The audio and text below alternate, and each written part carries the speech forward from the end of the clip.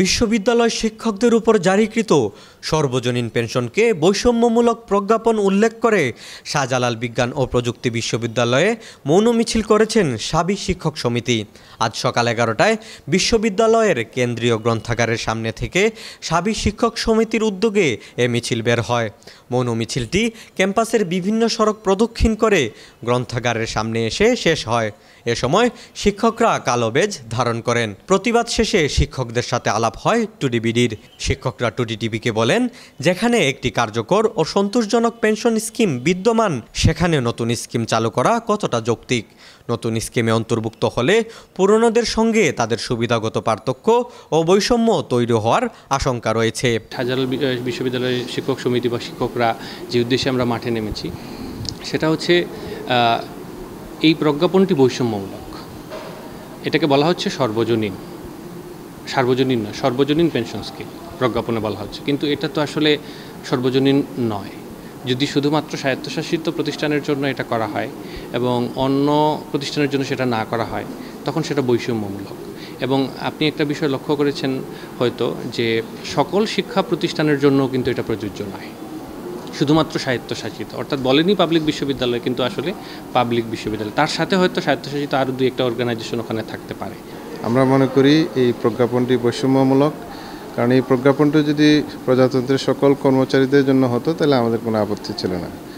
But মুসলিমীয় কিছু লোক, ধরেন বিভিন্ন দপ্তর, স্বায়ত্তশাসিত, স্বশাসিত, শুধু এদের জন্য এই সর্বজনীন পেনশন স্কিমটি ঘোষণা করা হয়েছে, কিন্তু বাকিরা কিন্তু আগের মতোই সাধারণ পেনশন ভোগ করবে। তো আমরা মনে করি এটা বৈষম্যমূলক এবং এই প্রজ্ঞাপন বাতিল করা উচিত। শিক্ষকদের দাবি, প্রশাসন, পুলিশ, প্রতিরক্ষা, বিচার বিভাগ সহ সরকারি, স্বায়ত্তশাসিত, রাষ্ট্রায়ত্ত সবাইকে এই স্কিমের আওতায় আনা হলে তো কোনো বিতর্ক, সংশয় বা সন্দেহের অবকাশ থাকতো না। তারা বিশ্বাস করেন প্রধানমন্ত্রী নিশ্চয়ই এমন কিছু হতে দিবেন না যা শিক্ষকদের হতাশ, সংক্ষুব্ধ কিংবা ক্ষতিগ্রস্ত করবে। এটা আরও বেটার, আকর্ষণীয় বলা হচ্ছে সার্বজনীন পেনশন স্কিম, কিন্তু আসলে যারা এটার উদ্যোক্তা তারা নিজেরাই কিন্তু এটার বাইরে। সো আকর্ষণীয় যদি হয়, প্রথম কথায় আসে, যে কোনো আকর্ষণীয় হলে সেটা নিজের জন্য আগে অ্যাপ্লিকেবল হবে, কিন্তু তারা সেটা করেনি।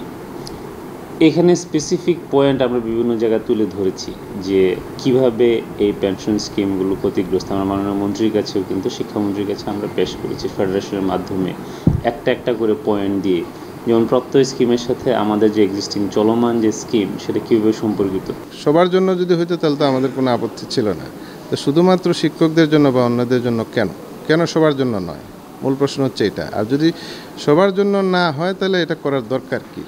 এটা তো আর সর্বজনীন হলো না। সর্বজনীন কথার অর্থই তো সবার জন্য সমান সুযোগ সুবিধা, কিন্তু এটা তো সর্বজনীন হচ্ছে না। শুধুমাত্র শিক্ষক বা স্বশাসিত প্রতিষ্ঠানের জন্য এই সর্বজনীন নীতিমালা ঘোষণা করা হয়েছে। দেখুন, একটা সরকার মানে হচ্ছে পুরো দেশের অভিভাবক, তাকে সার্বিক বিষয় চিন্তা করতে হবে, শুধু আর্থিক বিষয় নয়। অর্থ মন্ত্রণালয় বা আর্থিক খাত সরকারের 100টা দিকের মধ্যে একটা দিক। আজকে যদি এটা প্রণয়ন করা হয়, তাহলে আমাদের বিশ্ববিদ্যালয়ের একটা বিশাল পর্ষণ শিক্ষক মণ্ডলীর, তারা বিদেশে ডিগ্রি করতে গেছেন। তো তারা আমাদের সাথে যখন কথা হয়, এখানে আমরা আছি যে আমরা দেশে ফেরত আসবো কিনা, এই বিল্ডিং আমরা যেখানে দাঁড়িয়ে কথা বলছি, এখানে একটা বিশাল পোর্শন আছে। তো এটা যদি আসলে বাস্তবায়িত হয়ে যায়, তখন তাদের দেশে ফিরে আসার কী কারণ থাকবে? তারা পাবলিক বিশ্ববিদ্যালয়ের ছাত্র ছিলেন, পড়ালেখা করেছেন সরকারের টাকায়, এখন বিদেশ থেকে ডিগ্রি করে আসবেন, ওখান থেকে রিসার্চ শিখে আসলেন, ওখান থেকে গবেষণা শিখে আসলেন, এসে এটা আমাদের দেশে এখন দেওয়ার সময়। তো দেওয়ার সময় কি হবে? যখন হচ্ছে যে এই পেনশন, এটা দেখুন, একটা কথা আমি বলি, বারবার এটা বলা হয় যে শিক্ষকতা মহান পেশা এবং এটাকে আর্থিকতার নিরিখে বিচার করে দেখা ঠিক নয়। আমার কথা হচ্ছে, আমি যখন বাজার করতে যাই, তখন দোকানি তো আমাকে আলাদা চোখে দেখে না। আমার জন্য তো পণ্যের কোনো আলাদা মূল্য নেই। আমাদের বাচ্চা কাচ্চা যখন স্কুলে ভর্তি হয়, ওখানে তো আমাদের জন্য আলাদাভাবে কোনো ধরনের বেতন কাঠামো নেই।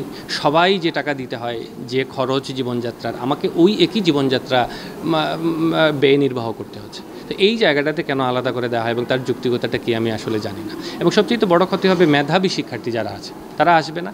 এবং যারা এক্সিস্টিং মেধাবী আছে, যারা এখনও স্বপ্ন দেখে যে বিশ্ববিদ্যালয়ের শিক্ষক হব এবং দেশকে, জাতিকে আমি আমার মেধার মাধ্যমে সেবা করব, ওই সেবামূলক বৃত্তি থেকে তারা সরে আসবে।